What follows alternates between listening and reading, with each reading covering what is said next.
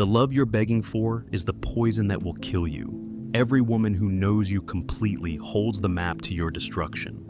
And by the time you realize it, the wolf in you is already dead. Let me tell you a dangerous secret, a heresy so profound it is spoken only in the most cynical corners of history, in the quiet desperation of deposed kings. The most dangerous position for a man is not to be hated, nor to be ignored, but to be truly, deeply, and unconditionally loved. You have been taught the opposite. You have been raised on a diet of poems and songs that extol love as the ultimate prize, the final safe harbor. It is a lie, a beautiful, comforting, and utterly lethal lie. To be loved is to be placed in a gilded cage, to be fed the sweet poison of complacency until your claws have dulled and your wings have atrophied. It is the slow, gentle death of your own power. Niccolò Machiavelli, that unsentimental surgeon of the human soul, understood this with a clarity that still chills us 5 centuries later. In his infamous little book, The Prince, he dissects the mechanics of power, and he asks the question that every man must eventually face. Is it better to be loved or to be feared? His answer is a bucket of ice water to the face of every romantic. While one would wish to be both, he states, because it is difficult to unite them in one person, it is much safer to be feared than loved. Why? Because, he explains, love is held by a link of obligation which, owing to the baseness of men, is broken at every opportunity for their advantage. Fear, however, is maintained by a dread of punishment which never fails. Let us translate this from the cold marble of his Florence to the warm, velvet-draped bedroom of modern romance. Her love for you is a bond of feeling, a fickle and ephemeral thing subject to her moods, her insecurities, her changing desires. It makes you comfortable. It makes you soft. You relax your guard. You reveal your weaknesses, believing you are building intimacy. What you are actually doing is handing her a detailed map of your psychological vulnerabilities. You are disarming yourself in the presence of your most intimate and powerful potential adversary. Fear, or let us call it by its modern name, a profound and unshakable respect mixed with a healthy dread of losing you, is a far more stable foundation. It is not based on her fleeting feelings, but on her rational assessment of your value, a value that is independent of her, a value she understands she cannot easily replace. There is a grim fable from the old Prussian forests about a magnificent wolf, the undisputed king of his territory. He was feared by every creature, and he was magnificent in his solitude. But he grew lonely.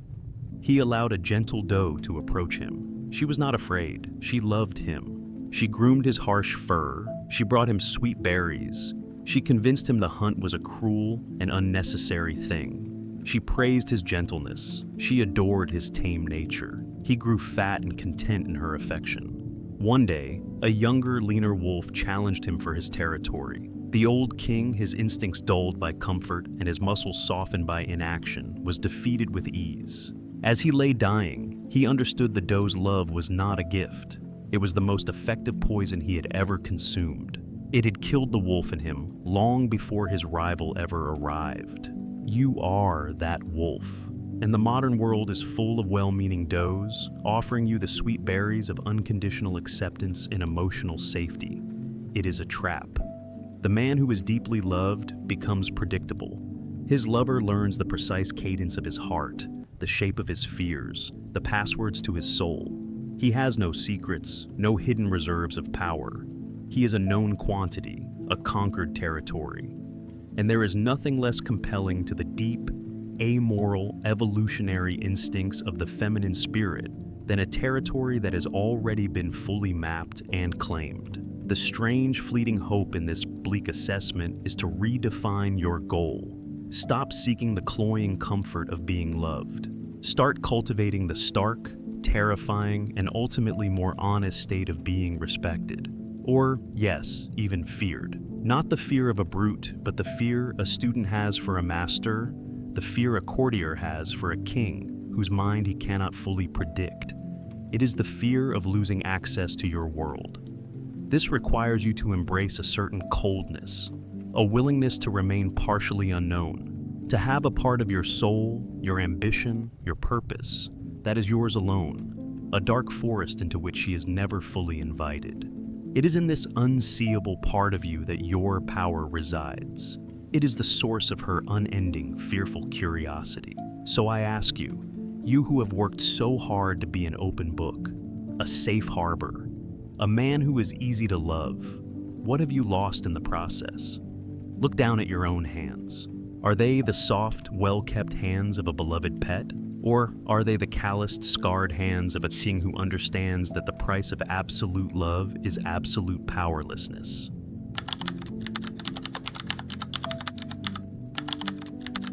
To be feared is not to be a monster. It is to be the load-bearing wall in the house of her reality. I've seen it play out in 100 different lives, a recurring tragedy of good intentions.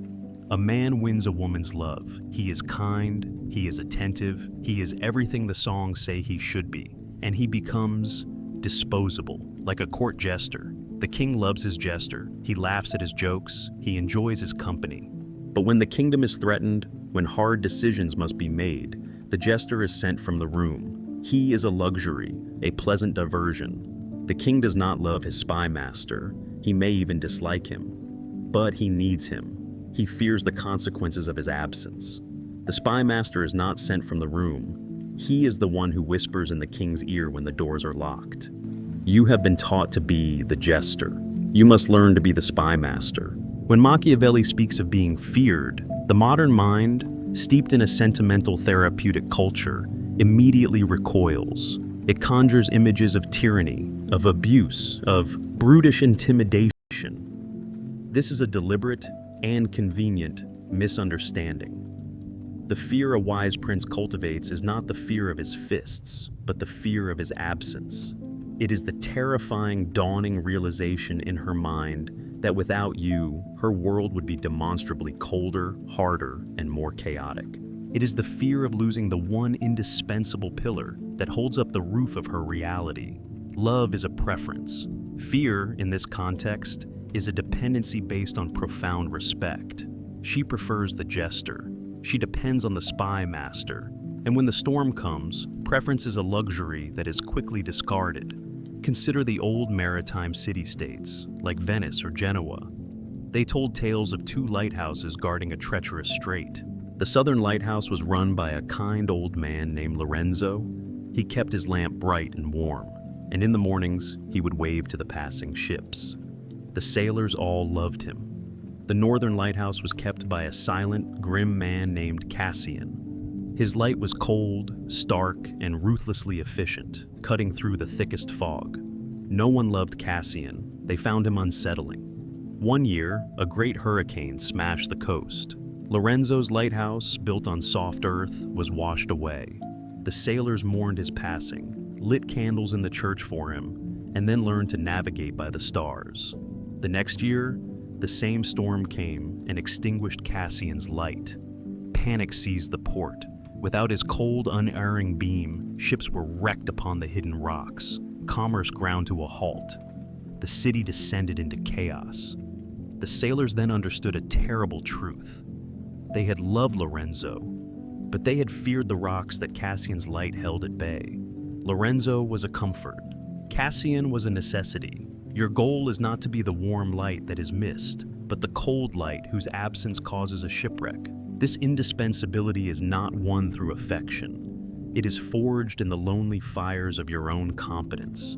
It is your mission, your purpose, your unshakable frame. It is your ability to solve problems, to generate resources, to see the world with a clarity she cannot replicate. It is the fortress of your mind, the one place she cannot gain entry, but whose stability she relies upon. You become the fixed point in her turning world. To lose you would not be a heartbreak. It would be a strategic catastrophe. Nietzsche touched upon this with his pathos of distance. The noble soul, the master, does not seek to merge with others. He maintains a distance. His power comes from this separation, from the fact that he is not common, not easily understood, not fully possessed. This distance creates a kind of awe, a respect that is tinged with the fear of the unknown. He is not a warm and friendly tavern. He is a cold, magnificent mountain that she can choose to orient her own map by. She fears losing sight of the mountain, for then she would be truly lost. The quiet, difficult hope here is that the path to this feared, respected state is through radical self-improvement. It requires you to turn your focus away from her and onto yourself. Stop asking, how can I make her love me more? And start asking, how can I become a man whose loss would be an unacceptable price to pay? The answer has nothing to do with buying her flowers and everything to do with building your empire, whether that empire is a business, a body of knowledge, or a work of art. So, I ask you this riddle. If you were to vanish from her life tomorrow, would she feel the pleasant sadness of a jester who has told his last joke? Or would she feel the cold, gut-wrenching terror of a queen who has just heard that her spy master, the only man who knew all the secrets, has defected to the enemy?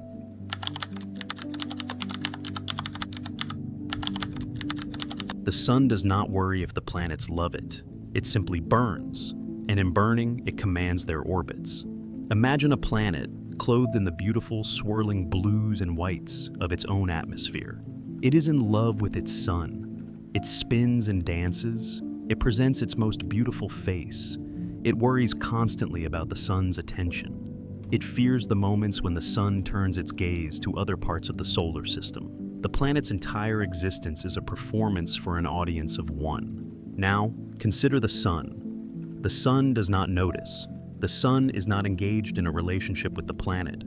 The sun is engaged in the catastrophic, ecstatic, and ceaseless business of its own nuclear fusion. It simply burns. And in the act of burning, in its magnificent, self-obsessed, and utterly indifferent expression of its own nature, it generates the gravity that bends the planet to its will. The planet's orbit is not a tribute to the sun's kindness. It is an involuntary consequence of the sun's power. You have been trying to be the planet. Your life has been a frantic dance for her approval. The Machiavellian secret to generating the profound fear and respect we have spoken of is to stop being the planet and to start the terrifying, glorious work of becoming a star. This is the state of divine indifference. It is not a feeling you fake, it is a state of being you earn. It is the natural condition of a man who has found a purpose so all-consuming, a mission so profound, that the dramas of romantic validation become a distant secondary concern. He is not playing hard to get. He is hard to get because his most valuable resource, his focus, is invested elsewhere. He is invested in the catastrophic, ecstatic business of his own becoming. Machiavelli called this quality virtù. It is a difficult word to translate. It means more than virtue. It means skill, excellence, audacity, courage, strength of character. It is the sum of a man's power to impose his will upon the world, to shape his own destiny rather than be shaped by Fortuna, the fickle goddess of luck and circumstance. A woman's love, her moods, her whims, that is the very definition of Fortuna. A man of virtù does not concern himself with controlling the weather. He concerns himself with building a ship that is strong enough to withstand any storm. There is a myth told by the hermits who lived in the deserts of ancient Egypt. They spoke of a master sculptor who was tasked by the pharaoh to carve a statue of a god. He was given a perfect block of black marble and shut away in his workshop. Years passed. The sculptor became a ghost. He forgot his family, his friends, his own name. His entire universe was the stone. He was not carving a statue. He was in a brutal, intimate war with the marble, trying to release the god he knew was trapped inside. One day, the most beautiful woman in Egypt, a courtesan who had broken the hearts of princes, heard of this strange, obsessed man. Intrigued, she came to his workshop. She wore perfume that could make a man forget his own name. She spoke in a voice like honey. She tried to distract him. The sculptor, his eyes wild with focus, glanced at her for a moment as one might glance at a curious insect and then turned back to his stone, his hammer and chisel a blur of motion. He was not rude. He was not playing a game. He had simply ceased to be aware of her because she was less real, less important than the god emerging from the marble. The story goes that the courtesan, who had never been denied anything in her life, became utterly obsessed.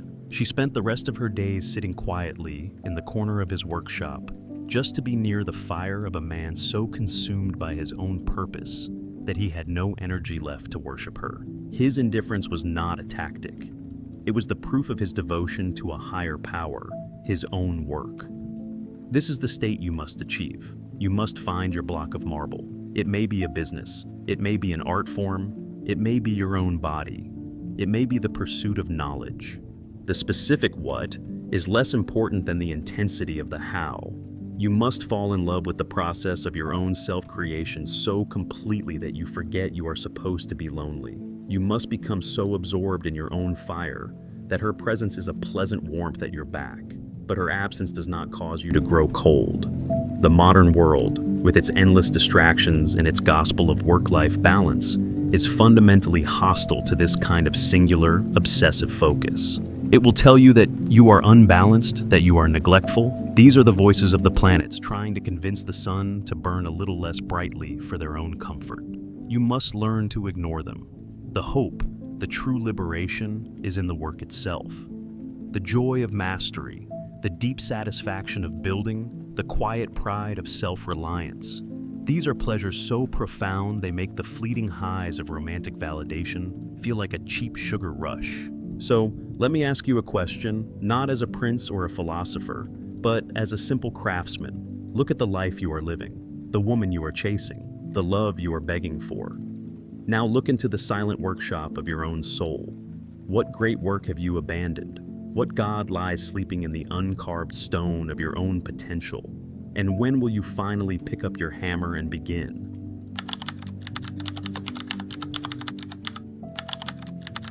You have been convinced to beat your sword into a plowshare, not for the sake of the harvest, but so that you may be more easily led to the slaughter. Here is a joke so bleak it circles all the way back to being funny. The same society that fears your power will praise you for relinquishing it. The zookeepers will always applaud the lion that learns to purr.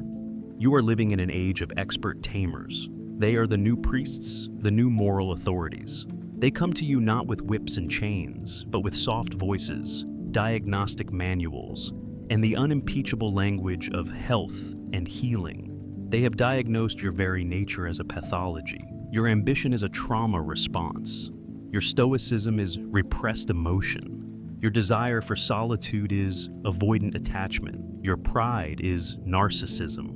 Your innate masculine aggression, the very fire that forged empires and stared down saber-toothed tigers, is now a personality disorder in need of management. You are a magnificent beast being convinced you have a disease, and the only cure is your own domestication. This is the great conspiracy of comfort. It is a social and psychological campaign to render the masculine spirit harmless. It is a transvaluation of values so profound that Nietzsche himself would have stood in stunned, admiring horror. The virtues of the strong, pride, ambition, self-reliance, a capacity for righteous fury, a certain noble selfishness, have been systematically relabeled as toxic. And the virtues of the weak, the traits that make a man manageable and dependent, vulnerability, endless emotional processing, a desperate need for consensus, a fear of confrontation, have been elevated to the status of enlightenment. Machiavelli would recognize this tactic instantly. A wise prince, when conquering a new city, does not simply kill the old warriors. That is crude and creates martyrs. A truly clever prince persuades the warriors that their swords are a burden, that their armor is a sign of fear, and that true strength lies in their willingness to be disarmed. He convinces the wolves that their highest calling is to become sheepdogs, protecting a flock that is not their own, for a shepherd who secretly despises their nature. There is a legend from the last days of the Byzantine Empire about a master strategist named Phocas. The city was protected by a small elite unit of Varangian guards, fearsome Nordic warriors who were loyal but terrifyingly wild. Phocas knew he could not control them by force, so he used a more subtle poison. He introduced them to the comforts of the capital. He gave them soft beds and fine wine. He sent philosophers to debate with them about the futility of violence and poets to sing them songs of peace. He arranged for beautiful, sophisticated women to praise their sensitivity and mock their brutish ways. Over a generation, the Varangians changed. They traded their axes for lutes. They became connoisseurs of wine and rhetoric. They were beloved by the populace. They were civilized. When the Ottoman armies finally came to the walls, the Varangians went out to meet them, ready to have a reasonable discussion. They were annihilated. They had been loved to death. You are being loved to death. The cultural pressure to be soft, to be an ally, to be emotionally available at all times, is the whisper of the peacemaker, convincing you to lay down your arms just before the siege begins. It is a conspiracy of castration, cloaked in the language of compassion. And its goal is not to make you a better man, but to make you a more manageable one. A man who does not build his own kingdom is no threat to the kingdoms of others. A man consumed by his own feelings has no energy left to change the world. The faint, flickering hope in this new dark age is the spirit of rebellion. It is the primal, healthy instinct that rises up in you when you hear this talk, a feeling of revulsion, a sense of being handled, a deep, cellular no. That is the wolf in you, gagged and chained in the cellar of your own psyche, that can still smell the blood of the butcher. That is the part of you that has not yet been tamed. The path to freedom is to start listening to that voice, to start feeding that wolf. It means having the courage to be unhealthy by the standards of a sick culture. It means embracing your stoicism as a shield, not a sickness. It means honoring your ambition as a divine fire, not a distraction. It means seeing your solitude not as an escape, but as the sacred ground where you forge your own soul. It is to look the smiling zookeeper in the eye and, instead of purring for your treat, showing him a flash of your fangs. So, I ask you, with the cold clarity of a fellow prisoner, the advice you are given, the praise you receive for being good and safe, is it designed to make you stronger, or is it designed to make you the kind of man who will never, ever be feared?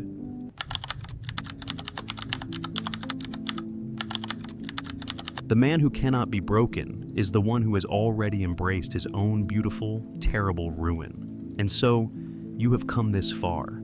You have seen the poison in the loving cup. You have understood the strategic value of fear. You have embraced the divine indifference of purpose. And you have rejected the sedating gospel of the tamed. The tools of the prince are in your hands. You know how to be feared. You know how to be respected. You know how to command the board. And now, I will tell you the final secret, the one that lies on the other side of Machiavelli himself. The ultimate power is to no longer care if you are loved or feared. The entire project, the entire struggle, was only ever a bridge. A necessary, brutal, and agonizing bridge to get you from the land of the slave to the land of the king.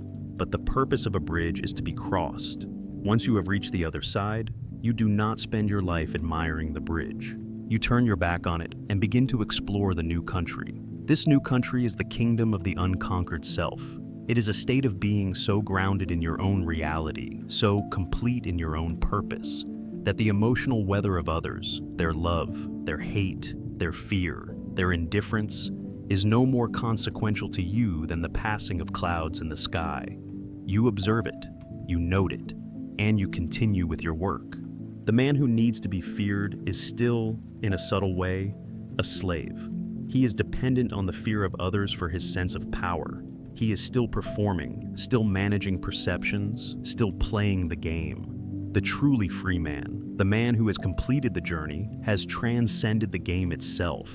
His power is no longer a tool he wields to affect others. It is an intrinsic quality of his being, like the gravity of a star. It exists whether anyone is there to experience it or not. There is a final legend, a quiet one, whispered by the Stoic philosophers in their porticos as the Roman Empire crumbled around them. It is the story of the lighthouse keeper on the edge of the world. He was a man who, in his youth, had been a great political schemer, a master of fear and influence. But he grew weary of the game. He abandoned his life and took up a post on a tiny, storm-battered rock, with the sole duty of keeping a great fire burning to warn ships away. For the first 10 years, he felt pride when sailors cheered his light. For the next 10 years, he felt a grim satisfaction in knowing they feared the rocks his light exposed. But for the final 30 years of his life, he felt nothing at all for the ships. He did not care if they saw his light. He did not care if they were saved. He had become indifferent to the world of men. He kept the light burning not for them, but for the sake of the light itself. It was his nature, his purpose. He and the fire and the rock and the sea had become one thing. He was no longer a man performing a service. He was a law of nature, as necessary and as indifferent as the tide. This is the final liberation. It is to make your own soul your one and only true kingdom, to build its walls so strong and its gardens so beautiful that you have no desire to conquer the lands of others, nor any fear of their invasion. It is the peace that comes from a profound, unshakable self-sufficiency. You will still interact with the world. You may even still love, but it will be a different kind of love. It will not be the needy grasp of the man who seeks completion. It will be the calm, detached benevolence of the sun, offering its warmth without condition and without any need for the planet to love it back. You can give freely because you are no longer afraid of loss. You are no longer afraid of loss because you have already embraced the greatest loss of all, the loss of your need for anything outside of yourself. This is the beautiful terror of freedom. It is a lonely path. There are no crowds here. There is no applause.